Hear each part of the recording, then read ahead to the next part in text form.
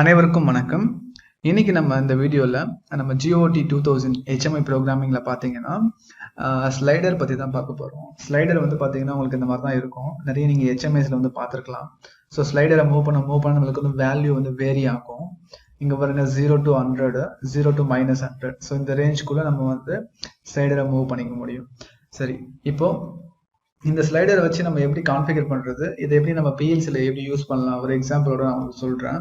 இப்போ நான் வந்து டைமர் வந்து நான் எடுத்துக்கிறேன். இந்த டைமர்ல T0 இதோட செட் பாயிண்ட் பார்த்தீங்கன்னா D0 வந்து நான் கொடுக்குறேன் டைமருக்கு. நான் நார்மலாக கான்ஸ்டன்ட் கொடுக்காம இப்போ K10, K20, K30 அப்படிமே கொடுக்காம நான் வந்து டேட்டா ரெஜிஸ்டர் மூலயமா கொடுக்குறேன். இந்த D0வை நான் HMI வந்து கண்ட்ரோல் பண்ண போறேன் இந்த ஸ்லைடர் மூலயமா. ஸோ டைமிங் வேல்யூ வந்து நான் இதெல்லாம் செட் பண்ணுவேன். சரிங்களா, இதை வந்து நம்ம D0ன்னு சொல்லிட்டு கொடுக்கணும். D0 அப்புறம் பார்த்தீங்கன்னா லோயர் லிமிட் அப்பர் லிமிட். இங்க பாத்தீங்கன்னா லோயர் லிமிட் அப்பர் லிமிட்னு சொல்லியிருக்காங்க. நான் இங்க வந்து லோயர் லிமிட் 0ன்னு வச்சுக்கிறேன். 0 ஆர் ஓகே 0ன்னு வச்சுக்கிறேன். அப்பர் லிமிட் வந்து 100. ஸோ 0 to 100க்குள்ள நான் கொடுக்குற வேல்யூ வந்து மூவ் ஆகும். ப்ளஸ் டேட்டா டைப் பார்த்தீங்கன்னா சைன்டு பைனரி 16. நம்மளுக்கு என்ன வேணுமோ வச்சுக்கலாம். நான் சைன்டு பைனரி 16 வச்சுக்கிறேன். 16 பிட் ரெஜிஸ்டர். ஓகேங்களா, சரி. அப்புறம் பார்த்தீங்கன்னா அதோட ஸ்லைடர் டைரக்ஷன் வந்து நீங்க சேஞ்ச் பண்ணிக்கலாம். இந்த மாதிரி இருந்துச்சு அப்படின்னா உங்களுக்கு வந்து ஹரிசாண்டலா இருக்கு. வெர்டிகல் கொடுத்தீங்க அப்படின்னா உங்களுக்கு இந்த மாதிரி வந்துடும். சரிங்களா, ஹரிசாண்டல் வெர்டிகல் அதுதான் மீனிங். பிளஸ் நம்மளுக்கு இந்த கீ டச் ஆன் ஆகுறப்ப ஆஃப் ஆகுறப்ப எப்படி இருக்கணும். அப்புறம் பாத்தீங்கன்னா அந்த மாதிரி வந்து இங்க கொடுத்துருக்காங்க. நம்மளுக்கு வேணும் அப்படின்னா கலர் வேணா மாத்திக்கலாம். நம்மளுக்கு என்ன கலர் வேணுமோ அந்த கலர் மாத்திக்கலாம். பிளஸ் ஷேப் மாத்தினாலும் நீங்க மாத்திக்கலாம்.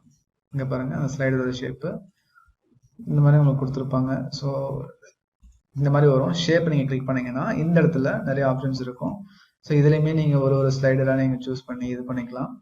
எது வேணுமோ நீங்க எல்லாமே வந்து கான்ஃபிகர் பண்ணிக்க முடியும். சரி, இப்போ கொடுத்தாச்சு. இந்த டிவைஸ்ல பாத்தீங்கன்னா நம்ம D0 கொடுத்துருக்கோம். இந்த D0 கொடுக்கறது மூலயமா நான் டைரக்டா வந்து இந்த ஸ்லைடரை யூஸ் பண்ணி என்னோட டைமருக்கு வேல்யூ மூவ் பண்றேன். இதுல இருந்து 0 to 100 வரைக்கும் நான் கொடுக்குறேன். பாருங்க 0 to 100 இருக்கு.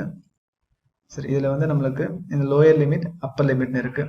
நம்மளுக்கு வந்து பாத்தீங்கன்னா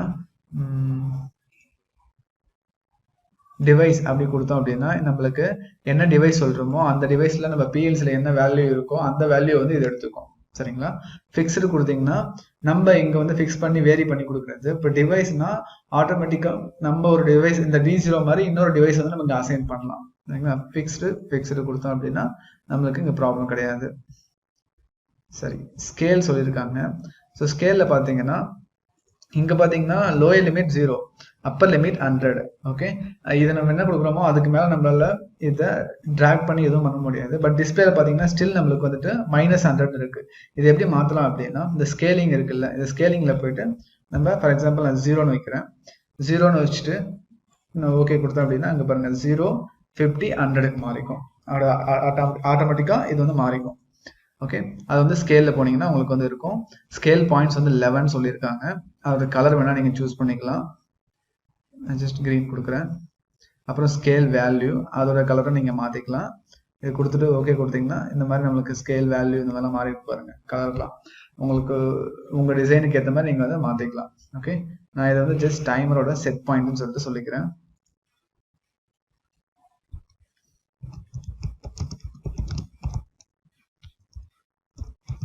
டைமரோட செட் பாயிண்ட் இது.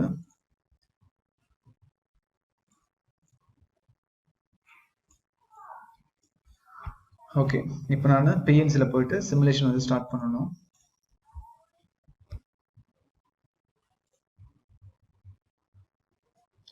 ஃபர்ஸ்ட் நம்ம கொடுக்குற நம்ம யூஸ் பண்ற டேட்டா வந்து வருதா இல்லையான்னு சொல்லிட்டு கன்ஃபார்ம் பண்றதுக்காக நான் என்ன பண்ண போறேன் அப்படின்னா D0 மானிட்டர் பண்ண போறேன். ஓகேங்களா, நம்ம இங்க இருந்து நான் ஸ்லைட்ல மூவ் பண்றது நம்மளுக்கு இங்க வருதா அப்படின்னு சொல்லிட்டு. ஸோ இப்போ சிமுலேஷன் ஸ்டார்ட் பண்ணதுக்கு முன்னாடி நம்மளுடைய சிமுலேட்டர் வந்துட்டு GX Works2ல இருக்கணும். அதாவது GX Simulator 2.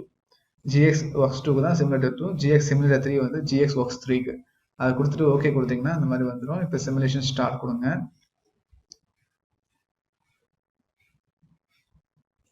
ஓகே, இங்க சிமுலேஷன் ஸ்டார்ட் கொடுத்ததும் நம்மளுக்கு இங்க வந்து வந்துருச்சு. நான் இப்போ வந்து வேல்யூஸை மூவ் பண்றேன். ஓகே, இங்க பாருங்க மூவ் ஆகுது தெரியுதுங்களா. 14, 1E இந்த மாதிரி டிஸ்பிளே ஆகுது. நான் இங்க வந்துட்டு வேர்ட் ஃபார்மேட்ல தரேன். 32. ஓகே, 32 அப்புறம் 3C, 46, 50, ஃபுல்லாக 100. ஸோ 64னா நம்மளுக்கு 100னு மீனிங். ஓகேங்களா? சரி, இப்போ நம்ம 100 வந்து நம்மளுக்கு வேல்யூ வந்து செட் பாயிண்ட் மூவ் ஆகுது. நான் ஃபர்ஸ்ட் வந்து இந்த ஏன்னு இருக்கா, ஏனா என்ன 10 10 20 30 40 50. ஓகே, 10ல் நான் கொடுத்துருக்கேன் அப்படின்னா 1 செகண்ட். இப்போ நான் இதை ஆன் பண்ணுறேன். ஓகே, 1 செகண்ட்ல ஆன் ஆயிடுச்சு. திருப்பி ஆஃப் பண்ணிட்டேன். இப்போ அகைன் வந்துட்டு நான் இதை வந்து இன்னொரு இந்த நாபை பிடிச்சி செகண்ட் பொசிஷனுக்கு போகிறேன். செகண்ட் பொசிஷன் என்ன 20. ஸோ இப்போ 20 வந்து நம்மளுக்கு மூவ் ஆயிருக்கான்னு சொல்லிட்டு இப்போ செக் பண்ணணும். இப்போ நான் டைமர் ஆக்டிவேட் பண்ணுறேன்.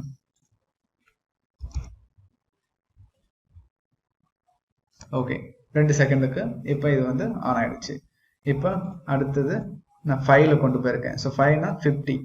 ஸோ இப்போ நம்மளுக்கு 50ல் ஆன் ஆகுதான்னு இப்போ செக் பண்ணணும். 5 செகண்ட் 50னா ஓகே, ஆன் ஆயிடுச்சு. ஸோ இந்த மாதிரி தான் வந்து நம்ம ஸ்லைடரை யூஸ் பண்ணணும். இதை நான் உங்களுக்கு எக்ஸாம்பிள் பர்பஸ்க்காக டைமருக்கு எப்படி நம்ம செட் பாயிண்ட் கொடுக்குறதுன்னு பார்த்தோம். நம்ம இதே கவுண்டருக்கும் நம்ம செட் பாயிண்ட் கொடுக்கலாம். அப்படி இல்லைன்னா அனலாக் வேல்யூஸும் நம்ம ப்ராசஸ் பண்ணுறோம். நம்ம ஃபார் எக்ஸாம்பிள் ரெசிபிஸ் யூஸ் பண்ணுறோம் அப்படின்னா எனக்கு இன்கிரியன்ட் ஏ இன்கிரியன்ட் பி அப்படின்னு சொல்லிட்டு, அதாவது part A part B slider கொடுத்துட்டு 0 to 100 0 to 100 கொடுத்துட்டு நம்ம ஸ்லைடரை எவ்வளோ தூரம் மூவ் பண்ணுறோமோ அவ்வளோ தூரம் டிரெஜிஸ்டரில் மூவ் பண்ணுறோம். ஸோ அந்த டிரெஜிஸ்டர் யூஸ் பண்ணி நம்ம அனலாக் அவுட்புட்டை வந்து நம்ம கிரியேட் பண்ணலாம் 0 to 100க்கு ஏற்ற மாதிரி. ஸோ இப்படி தான் வந்து ஸ்லைடரை வந்து நம்ம பிஎல்சி ப்ரோக்ராமிங் ப்ளஸ் HMI டிசைனிங்கில் வந்து கம்பைன் பண்ணி யூஸ் பண்ணணும். தேங்க்ஸ் ஃபார் வாட்சிங். இந்த மாதிரி ஒரு அப்ளிகேஷனோட அடுத்த வீடியோவில் பார்க்கலாம். இந்த வீடியோ பிடிச்சிருந்துச்சு அப்படின்னா உங்கள் ஃப்ரெண்ட்ஸுக்கும் ஷேர் பண்ணுங்கள்.